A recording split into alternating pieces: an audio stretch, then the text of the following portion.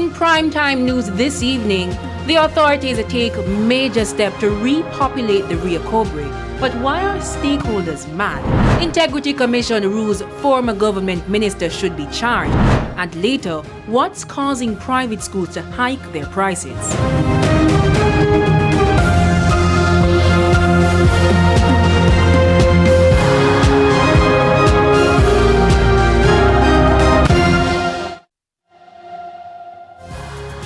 Good evening and welcome to Primetime News on air and online at onespotmedia.com. I'm Archibald Gordon. And I'm Janella Precious with a preview of what's to come in the financial week. Javon Keys is here.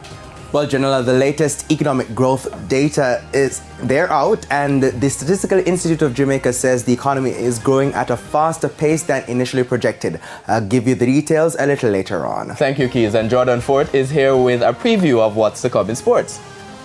Well, Archie, some members of the Reggae Girls team departed the island today for a camp in Amsterdam before the World Cup, but not with their influential captain, Khadija Bunny Shaw. I'll tell you why in Primetime Sports Friday.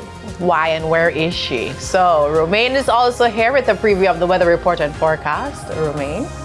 Thank you, Janella. We have a drier pattern expected this weekend than previously forecast, but there is the likelihood of some strong shower activity on next week. That's Tuesday and on Wednesday. There's also sports commentary and E-Prime in this newscast. But before the break, the feedback question. This evening we're asking, what are your views on the performance of the West Indies men's cricket team in the World Cup qualifiers? And this one should be hot. Look at Jordan's face while we read this one. You can share comments online, facebook.com/television Jamaica, and tweet us at TVJ News Center. Stay with us. Primetime News returns right after this break.